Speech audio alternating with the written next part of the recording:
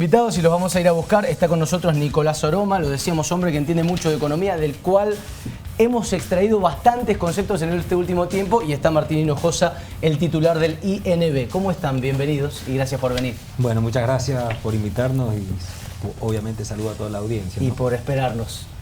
¿Todo bien? Igualmente, gracias a la invitación. Digo bien si Marco, hombre de los equipos técnicos del PJ en la provincia. Sí. ¿Aún? Perfecto.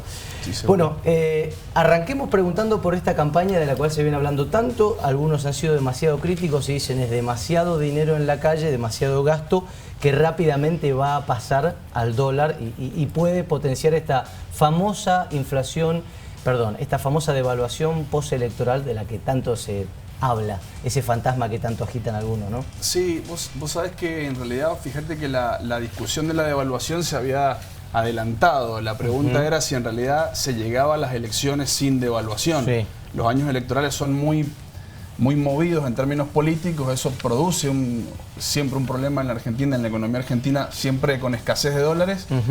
Y sin embargo, en el primer semestre del año 2021, en el año actual, se acumularon reservas de manera sólida por parte del Banco Central, y un detalle importante, luego por todo el tema de la discusión del endeudamiento, esas reservas vinieron de manera genuina, es decir, fueron incorporadas por la vía de la producción y no la vía de la deuda pública. Claro, sobre todo con un fortalecimiento del precio de la soja, ¿no?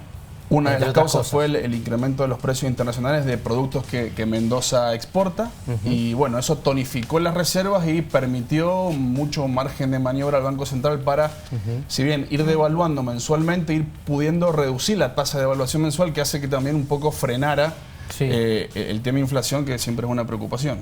Ha tenido pisado también el dólar. Ahora la pregunta es, con tanta plata en la calle, ¿no se va a ir a que la gente diga yo también quiero comprar dólar? Es como inundar la plaza, como dicen los economistas, y eso puede generar o una devaluación por goteo o un saque como tuvimos con Macri, que un día valía 20 y al otro día 40. Sí, pero las condiciones eran diferentes porque ahí había un gran problema de endeudamiento en moneda externa.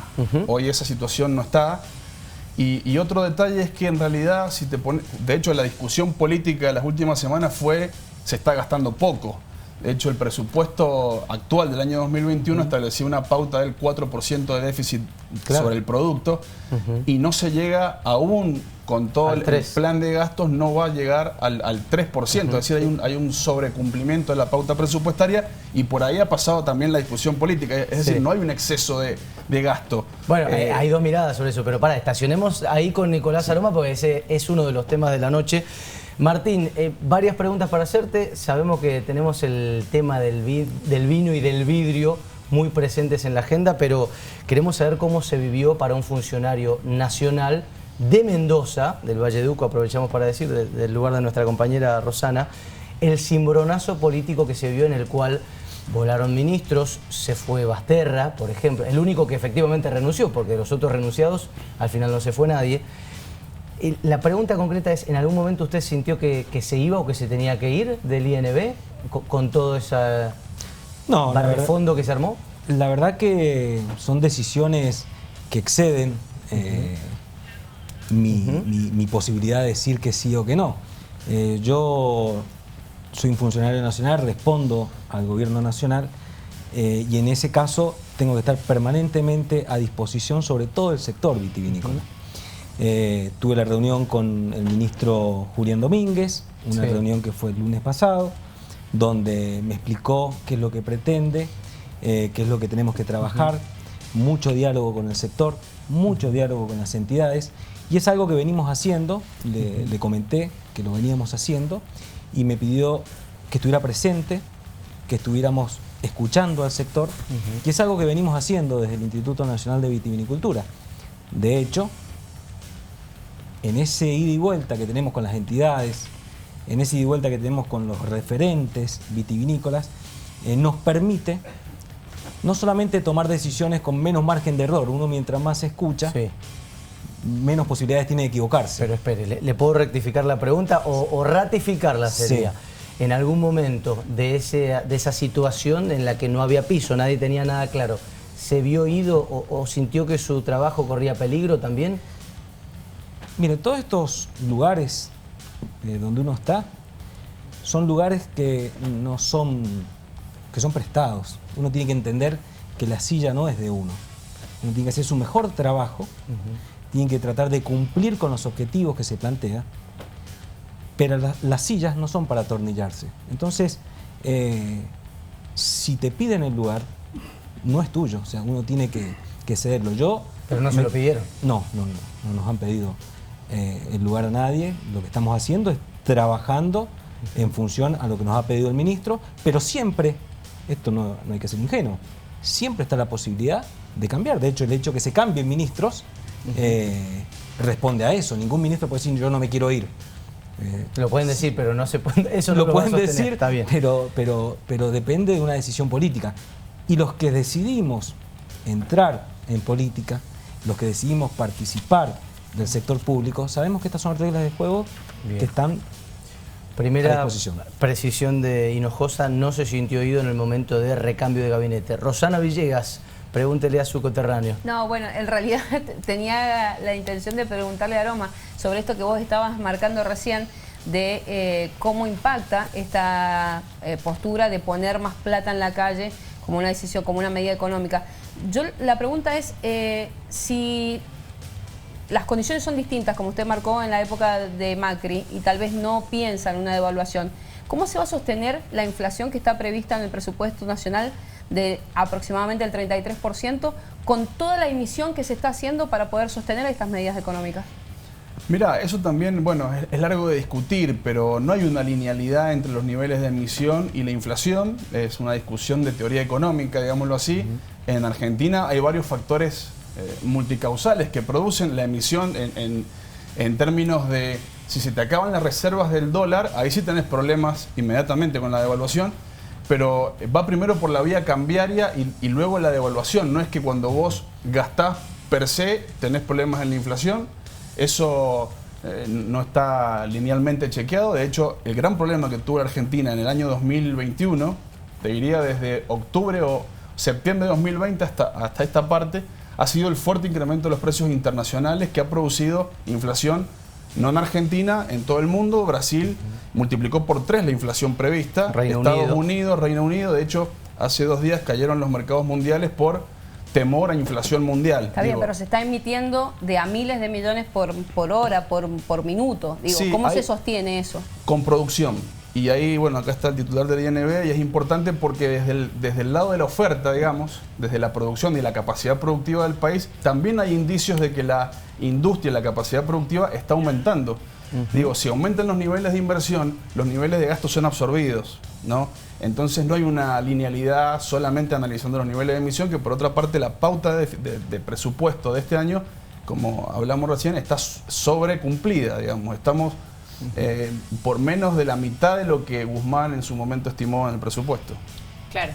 Ahora, cuando hablamos de producción, justo nos podemos meter con el tema que ha sido el tema de los últimos días, y hablamos específicamente de las botellas. Usted dijo algo, Martín Hinojosa, que nos llamó mucho la atención y básicamente tiene que ver con una apreciación respecto a quizás algunos funcionarios de la provincia. Usted le pondrá nombre. Carencia intelectual, ¿a quién se refería? Mira, a mí lo que me gusta es escuchar mucho al sector. La verdad que cuando escuchás al sector, cuando te relacionás y comunicás con todos los referentes vitivinícolas, empezás a entender un poco la situación. La verdad que la situación que se vive con la falta de botellas es una situación que ya se venía viendo meses atrás. Veníamos con falta de botellas. Que de hecho durante fines de año del 2020 nos faltó vidrio para poder exportar aún más de lo que se exportó. En un año que fue récord. La verdad que el problema del vidrio es un problema mundial, no es un problema de Argentina. Es un problema que se da en todo el mundo de la falta de vidrio. Pero esto no solamente lo digo yo. Yo me he tomado el trabajo de hablar con las 2 empresas más importantes de la Argentina. Una de ellas tiene más de 32 plantas en el mundo. No más, 32 plantas en el mundo. Y no tienen vidrio para traer a Argentina. Entonces, yo prefiero decir la verdad, prefiero ser claro con el sector, aunque la verdad sea dura. No hay una solución de traer vidrio de afuera porque no está el vidrio. O sea, la solución no es bajar los aranceles a la importación O como plan. agilizar la Claro. Podrías hacerlo, pero la discusión se cae porque no hay vidrio. Y eso lo sabe el sector, no es que es un invento mío, cualquier referente ¿Y los vitivinícola funcionarios lo lo saben también, los de la provincia? Yo se los advertí, se los dije. Me parece que el hecho de estar permanentemente en contacto te permite estar al tanto de la situación. Pero Martín, ¿por qué dice que los bodegueros y los empresarios del sector lo saben si ellos mismos están pidiendo esto? No es una idea solamente del Ministerio de Economía de Mendoza. Hay gente de bodegas de Argentina que dicen bajen los aranceles, ayúdennos a importar, a que sea más rápido también el trámite en ANMAT. Yo hoy escuché a la presidenta de Bodegas de Argentina afirmando la situación de falta de vidrio en el mundo. Sí. Lo he charlado personalmente con Pero ella. pueden pensar las dos cosas, que falta vidrio en el mundo y a la vez ayúdennos a que importar sea más barato y fácil. Por supuesto que es una alternativa en el caso de que hubiera vidrio. Sí. Uno no se niega a la importación, para nada. Obviamente que prefiero que estas dos empresas no solamente abastezcan el mercado interno, sino que tengan capacidad exportadora, porque darían mucho más trabajo, habría mucho más producción. Pero hoy la situación se ha generado en muchas industrias del mundo. Durante el año de pandemia, la mayoría de las industrias no trabajaron al 100%. No, seguro. Entonces se comieron el stock.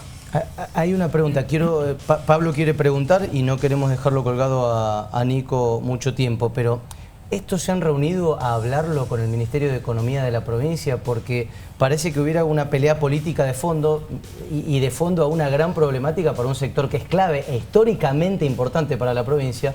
Y por un lado se escucha, ustedes tienen una carencia intelectual para abordar la problemática y a la vez usted mismo lo dice en el Twitter, Baquié, lo que le están pidiendo a Julián Domínguez, nosotros ya lo estamos haciendo. Entonces, si no están claras las cosas, ¿por qué no se reúnen a hablarlo y a discutir las posiciones? Parece que hubiera una rencilla política que nos está alejando de la solución. Mire, yo primero que nada estoy siempre a disposición de trabajar con el gobierno provincial. Lo hago con todas las provincias de la Argentina. Trabajo con San Juan, trabajo con el Río Negro, trabajo con todos los ministros de la provincia. Y en el caso de que el gobierno de Mendoza me acerque la propuesta de importación, yo los voy a acompañar. Si me acercan la posibilidad de traer botellas de afuera, yo los voy a acompañar. Pero prefiero ser, nuevamente, serio con el sector y responsable. Mire, en este momento, en octubre, son los momentos de despacho para que el vino llegue a la góndola en el exterior. Usted sabe lo que es la desesperación de la pyme, del bodeguero, que está esperando el vidrio y no le llega y ha trabajado todo el año para poder vender. Sí. Entonces, y del pequeño trabajador que sabe que como va a haber sobrestock, le van a pagar cada vez menos. O no tiene un horizonte claro. Puede que pase, pero el tema es que, fíjate vos, que si no lográs vender, le creás esa falsa expectativa, Sí, tal cual. el empresario dice, pero la pucha, abran las importaciones, dejen importar, que con esto solucionamos el problema y yo puedo vender. Yo prefiero decir la verdad. Ahí volvemos a este tema. Pablo. A los dos puede ir la pregunta, y es mucho más amplia y conceptual, pero da la impresión que hay dos modelos de país, dice el gobierno, pero los dos modelos del país han tenido la apatía de los dos puntales. Vamos a decir, pudo haber estado el modelo de país de Macri y el modelo de país de Alberto Fernández o Cristina Fernández. A los dos les fue mal, con los mercados, con los inversores, con los financistas y con el electorado. ¿Cuál es entonces la salida? Porque da la impresión que ninguno de los dos modelos encanta y las urnas lo están marcando. Mira, creo que hay dos modelos diferenciados. Uno está parado fuertemente en una situación de endeudamiento, es decir, lo que hablábamos recién de la incorporación de reservas, que pueden ser muchas, pocas o querríamos más, pero son reservas incorporadas vía producción. O sea, ahí hablaba recién de eso Martín. Y por el otro lado se toma un atajo financiero que es peligroso porque cuando se te dan vuelta los mercados de verdad, como pasó en el año 2018 específicamente, el sistema entra en crisis, ¿no?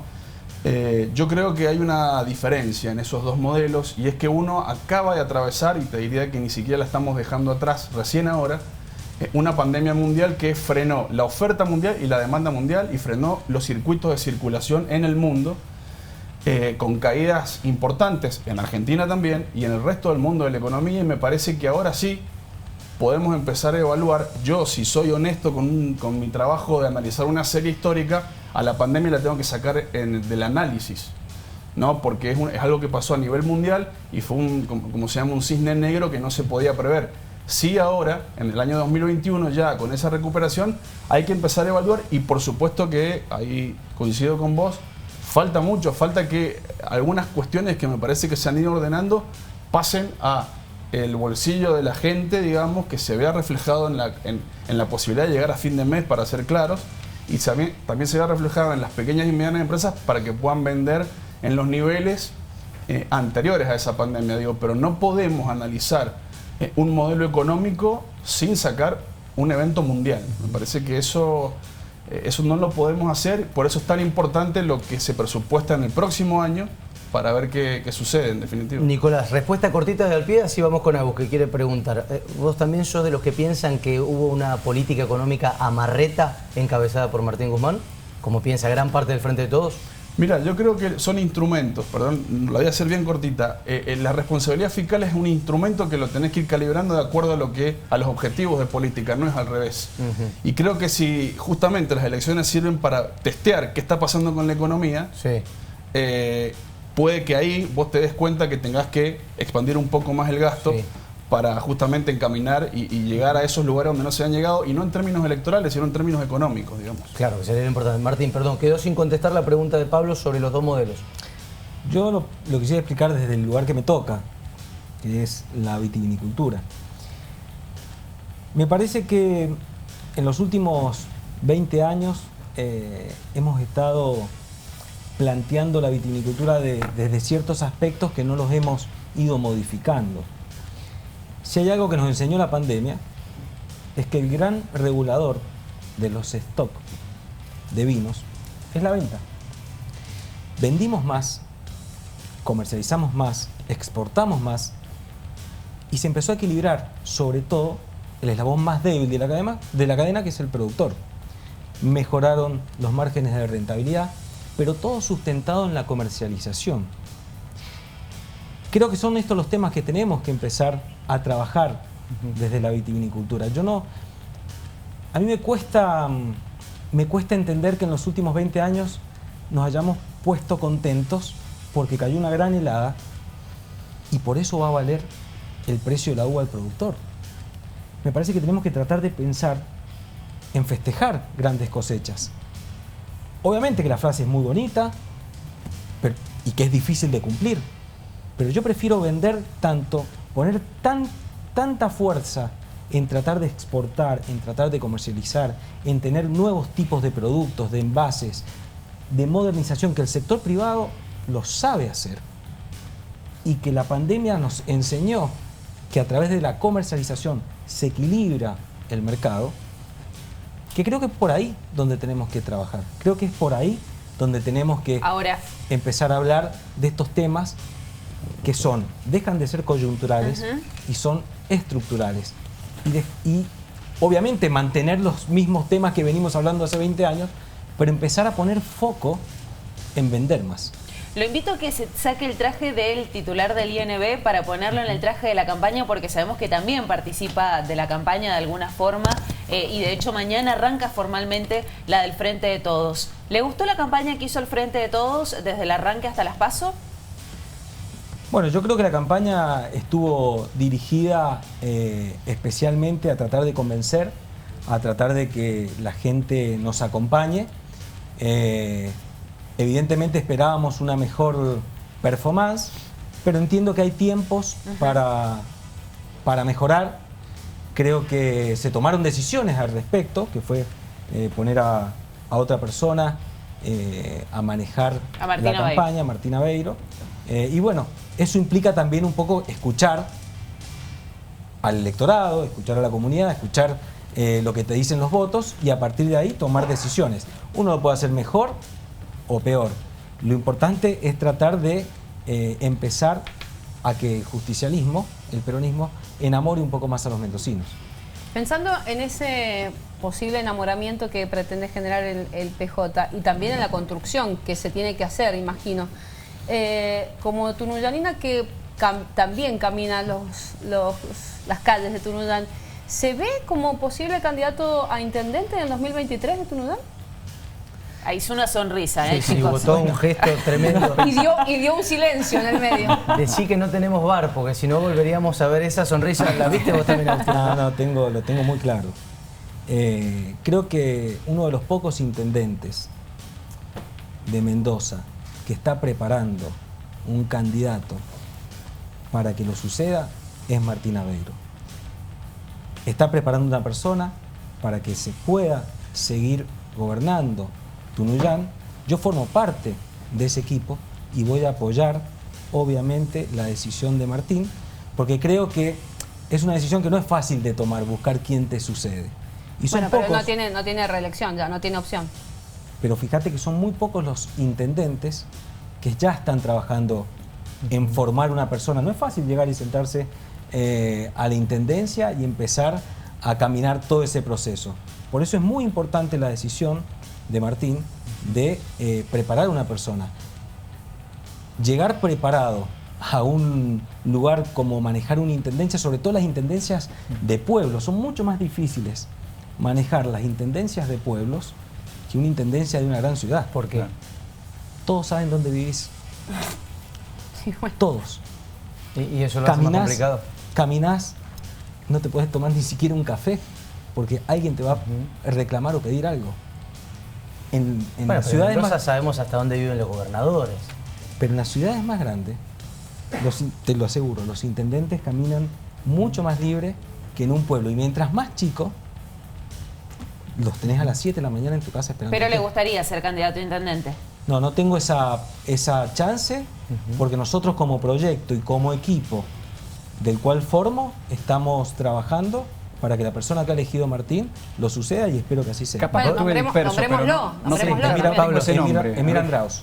¿Quién? Emir Andraus. Emir Andraus. Emir Andraus. No lo Ese conozco. es Cuéntenos el quién es. delfín que está preparando a Sí. Aveiro en Tunuyán. Sí. Para sucederlo después de una victoria por el 73% de los votos en 2019. 73.2.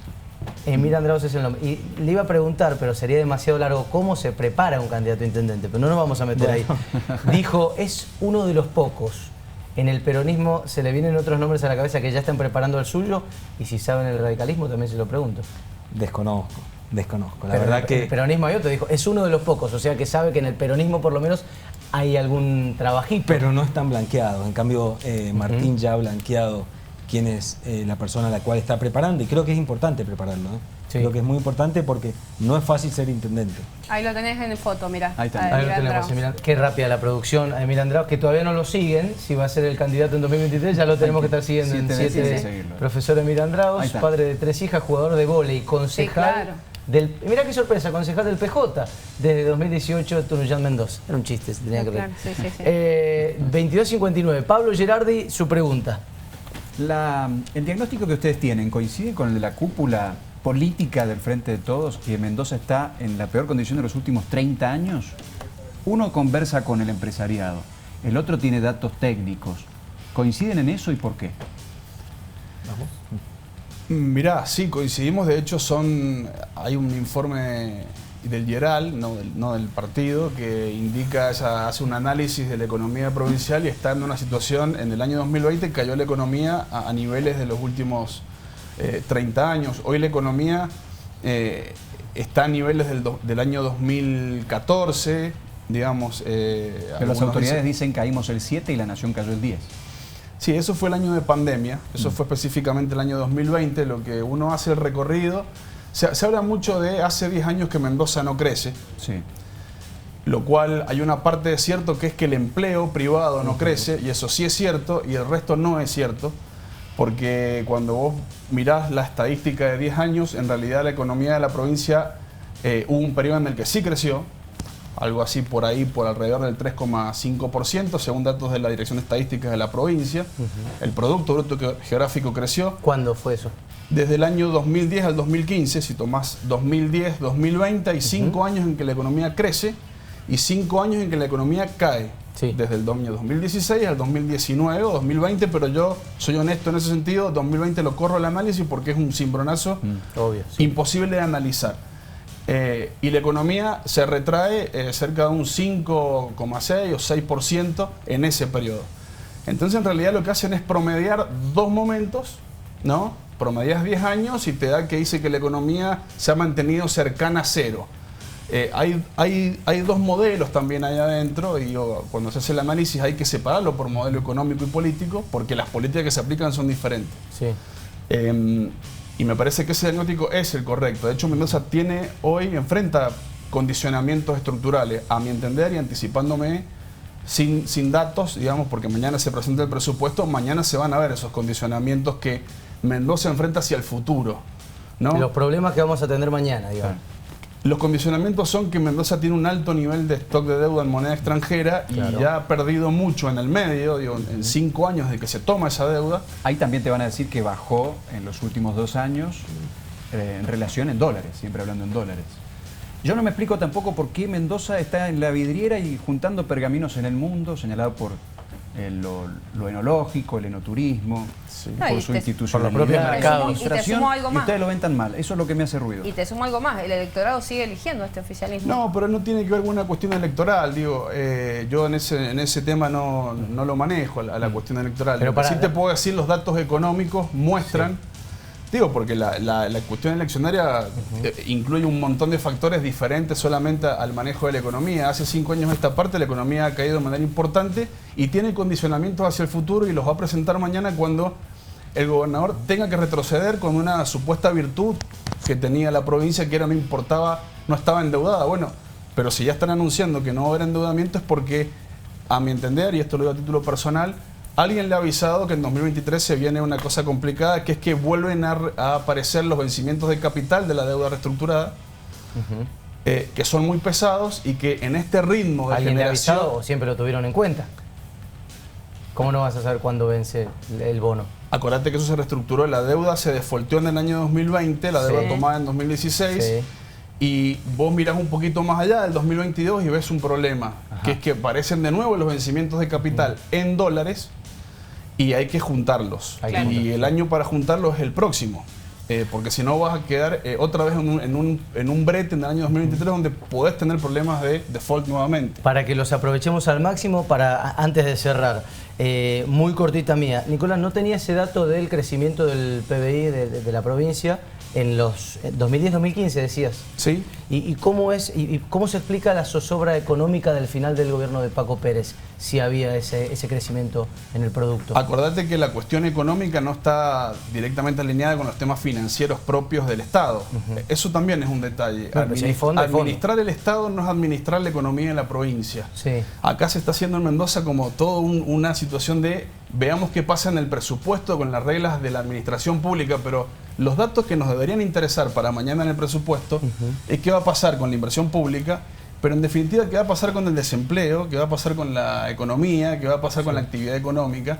Y la parte de la gestión del Estado es un factor, ¿no? Podés tener problemas financieros en el Estado y aún así la economía tirando hacia adelante. Recordemos que el déficit, ¿qué significa? Claro. Poner plata en el sector económico, es un motor de la economía también.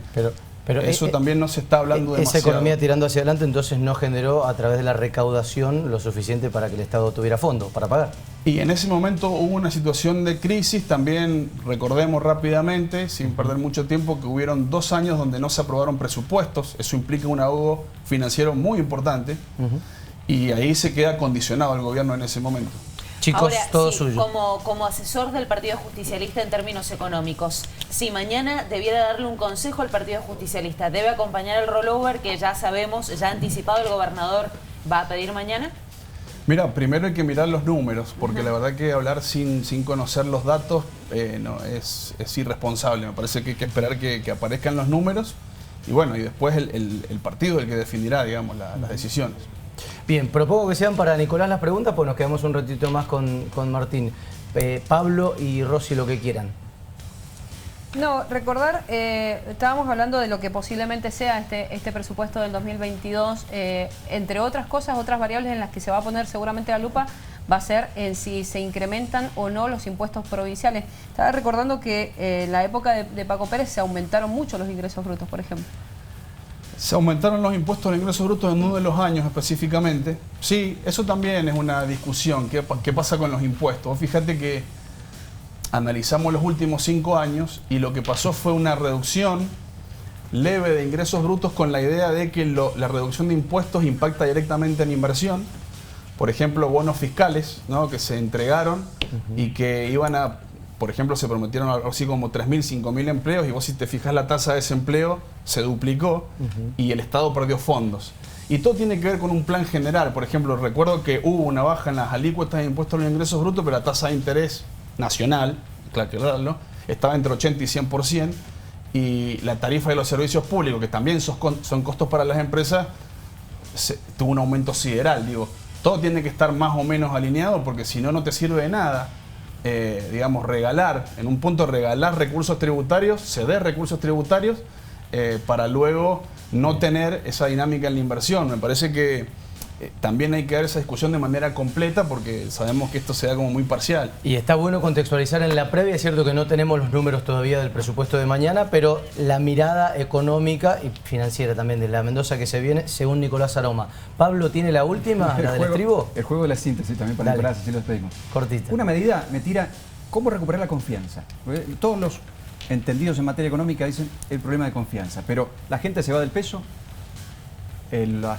grandes marcas multinacionales se van del país y el Mercosur se va de la Argentina. O sea, como que no hay confianza. Una medida, tíreme. Yo creo que se está en ese proceso. Creo que no haber devaluado de manera brusca, y cuando en octubre del año pasado hubieron muchas presiones devaluatorias de se va a devaluar, no devaluó la moneda de manera abrupta, sino que se corrigió de manera gradual. Es parte de la construcción de esa confianza. Creo que se va en ese camino. De hecho, vuelvo a repetir, insisto, el sobrecumplimiento de la meta fiscal está un poco en esa dirección. Puede ser criticado incluso dentro del frente, pero está en esa dirección. A ver, manejémonos con pie de plomo, digamos, lento y parejo, para justamente que esa confianza en largo plazo pueda aparecer. Claro. Bien. No es fácil. Sobre todo en los mercados y en el fondo. Totalmente. Y en las elecciones, en las urnas. Y en la gente, desde ya. Aportando el dato clave, Rosana Villegas. Hacemos una pausa, estamos palpitando la previa de lo que mañana será la presentación del presupuesto provincial, pero en el medio de una campaña con mucha plata en la calle. Hashtag plata en campaña. Martín, te aburriste un poquito porque no preguntamos recién. Enseguida volvemos a estar con Martín Ojosa, titular del INB, y nos va a dar algunas precisiones en algo que hemos preparado para él. Gracias, Nicolás, por haber venido. Gracias a ustedes. Nicolás Aroma, hombre al que consultamos de economía y perteneciente a los equipos técnicos del Partido Justicialista. 8 minutos sobrepasan las 11 de la noche en la República Argentina. Hay más 7D acá en la pantalla del 7. No te muevas, ya venimos.